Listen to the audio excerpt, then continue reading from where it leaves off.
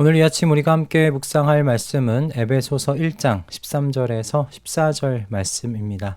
오늘 이 말씀을 함께 읽고 이 아침 우리에게 주신 하나님의 말씀의 은혜를 함께 나누도록 하겠습니다. 여러분도 그리스도 안에서 진리의 말씀, 곧 여러분을 구원하는 복음을 듣고서 그리스도를 믿었으므로 약속하신 성령의 날인을 받았습니다. 이 성령은 하나님의 소유인 우리가 완전히 구원받을 때까지 우리의 상속의 담보이시며 우리로 하여금 하나님의 영광을 찬미하게 하십니다. 아멘. 여러분 혹시 아파트를 분양받으신 경험이 있으신지 모르겠습니다. 그 아파트를 분양받을 때 우리가 먼저 계약금을 내죠. 이 계약금은 나중에 돌려받는 게 아니라 전체 아파트 가격의 일부분을 미리 지불하는 겁니다. 계약금 1,000만 원을 냈다면 나중에 총액에서 그만큼 차감되는 거죠. 비록 아직 입주하지는 않았지만 계약금을 이렇게 내므로 우리는 그 아파트에 대한 법적인 권리를 부분적으로나마 이제 갖게 됩니다. 오늘 본문에서 보증이라고 번역된 단어가 바로 이런 의미를 담고 있습니다. 새번역 성경으로는 지금 담보라고 번역되어 있는데 사실 이 번역은 원어의 뜻을 약하게 만드는 번역이라고 생각합니다. 원래 원어는 아라본이라고 해서 보증이라는 의미를 갖고 있습니다. 이 단어는 당시 로마 시대의 상업 용어였다고 해요. 물건을 살 때 전체 금액을 한 번에 지불하지 못하게 되면 일부를 먼저 내고 이제 그것이 전체 금액의 일부로 계산되는 거죠. 여기서 중요한 점은 무엇이냐면 이 아라본이요. 단순한 담보물이나 보장과는 다르다는 거예요.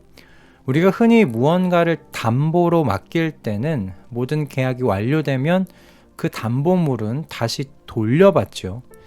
하지만 아라본은요, 돌려받는 게 아니라 전체 지불 금액의 일부로 계산된다는 거예요.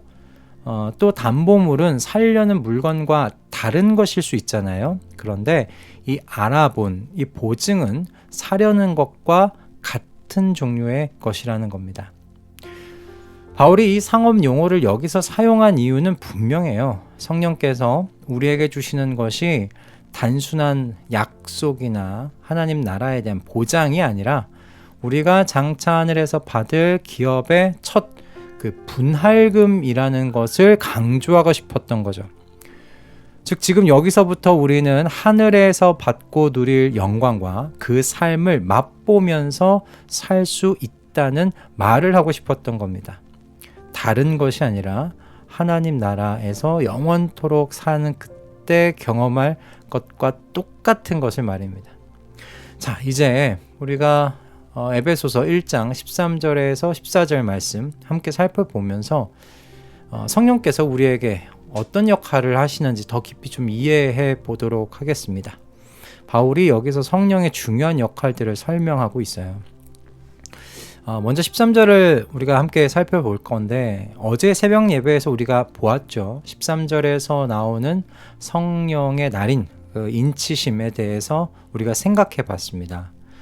성령의 날인이란 하나님께서 우리에게 너는 내 것이다 라고 확인시켜 주시는 표시, 마치 중요한 문서에 왕의 도장을 찍는 것과 같은 거라고 이야기를 나누었었습니다. 사실 이것만으로도 놀라운 일이죠. 저희가 하나님께서 매우 중요하게 여기시는 재산이 된다는 말씀이니까요. 하지만 오늘 이 14절에서 바울이와 한 걸음 더 나아가요. 성령 하나님이 단지 우리의 소속을 표시해주는 인장으로서 끝나시는 것이 아니라 우리 기업, 하나님 나라의 보증이라고 말씀하시기 때문입니다.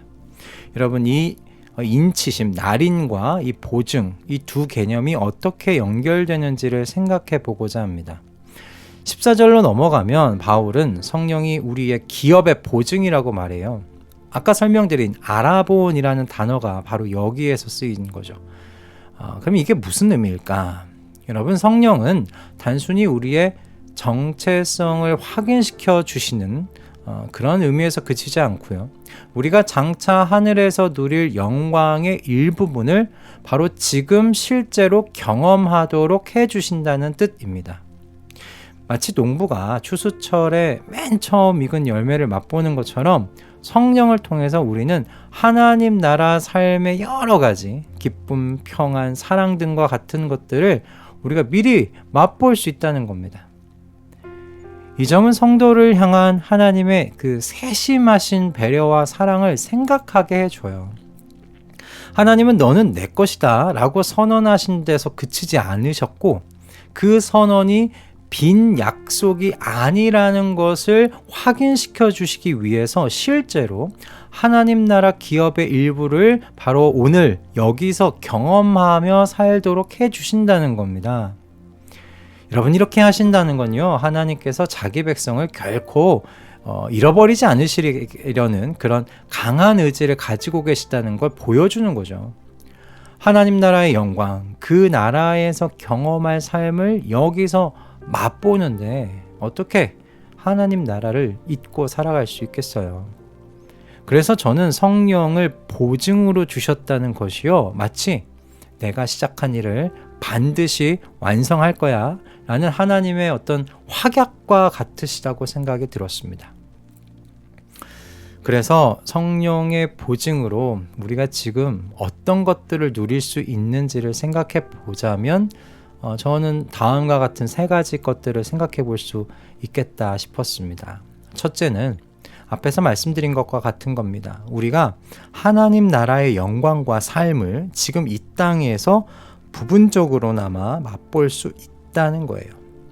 성령을 통해 우리는 갈라디아서 5장의 말씀처럼 하나님의 사랑, 기쁨, 평안, 인내, 친절, 선함, 신실함, 온유, 절제 같은 열매들을 맺을 수 있지요.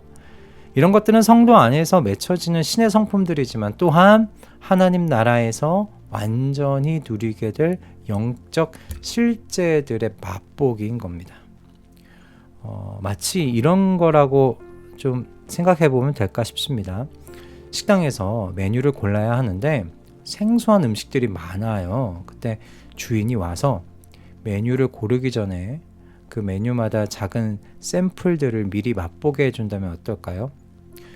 그 맛보기를 통해서 내가 주문할 요리가 어떤 맛일지 미리 알 수 있게 되잖아요. 그러면 성령께서 우리의 보증이 되신다는 것, 이와 비슷하지 않나 싶습니다. 우리가 하나님 나라에서 누릴 그 완전한 어떤 기쁨과 평안과 어떤 그 인내, 온유, 뭐 이런 모든 것들, 여러분 지금 여기서 작은 맛보기로 경험하게 해주신다는 겁니다. 두 번째는 여러분 첫 번째와 좀 이어지는 것인데, 그래서 성령을 통하여 우리는 하나님 나라에 대한 그 시선을 놓치지 않고 살 수 있게 된다는 거예요. 매일의 바쁜 일상과 세상의 유혹 속에서 성령은 우리의 궁극적인 목적지가 지금 이 세상이 아니라 하나님 나라라는 것을 계속 상기시켜 주는 거죠. 고린도후서 4장 18절을 보시면 이렇게 되어 있습니다. 우리는 보이는 것을 바라보는 것이 아니라 보이지 않는 것을 바라봅니다. 보이는 것은 잠깐이지만 보이지 않는 것은 영원하기 때문입니다 라고 말이죠.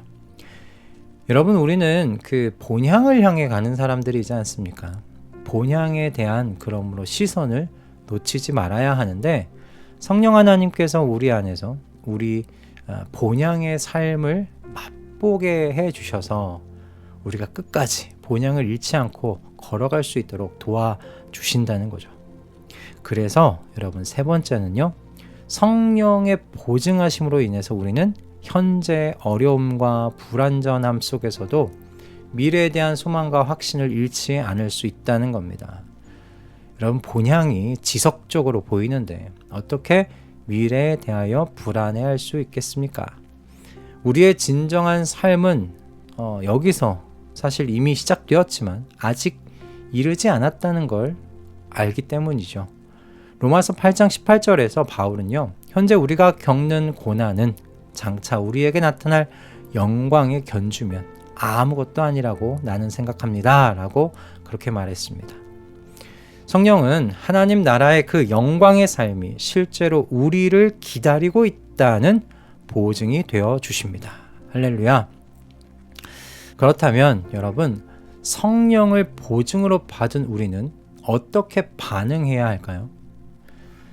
가장 중요한 한 가지만 이 아침 말씀드리자면, 저는 성령의 인도하심에 민감하게 반응하는 삶을 살아야 한다라고 말씀드리고 싶습니다.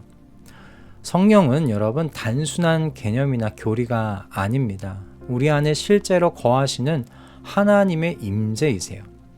그분은 우리에게 하나님 나라 기업의 맛보기를 주시기 위하여 우리 안에 거하고 계시죠. 함께 살고 계세요. 그런데 우리가 그분의 목소리에 귀 기울이지 않고 그분의 인도하심을 무시한다면 어떻겠습니까? 우리는 이 보증의 혜택을 충분하게 누리지 못하고 살아가게 될 거예요. 그래서 에베소서 4장 30절은 하나님의 성령을 슬프게 하지 마십시오라고 권면하고 있지 않습니까? 성령을 근심하게 하는 것은 마치 우리 집에 귀한 손님을 모셔놓고 그분을 무시하는 것과 같습니다. 우리는 매일 성령님과 대화하며 그분의 인도하심을 구하고 그분의 음성에 순종함으로써 우리에게 주어진 하나님 나라의 기업을 지금 여기서 더 풍성하게 맛볼 수 있습니다. 성령의 인도하심에 민감하게 반응하시는 매일이 되시기를 주님의 이름으로 축복합니다. 오늘 우리는 성령이 단순한 약속의 표시가 아니라 하나님 나라의 실제를 지금 우리 안에서 맛보게 하시고 이루어 가시는 하나님의 선물이라는 것을 배웠습니다. 성령은 우리에게 너는 하나님의 것이다 라고 인침을 주실 뿐만 아니라 우리가 장차 누릴 영광의 첫 분할금을 실제로 경험하게 해주고 계시는 분이라고 우리 함께 생각했습니다. 우리가 일상의 바쁨과 세상의 소음 속에서도 그러므로 이 성령의 음성에 귀 기울이고 그분의 인도하심을 따른다면 우리는 이 땅에서도 하나님 나라 기업의 맛보기를 풍성히 누릴 수 있게 될 겁니다.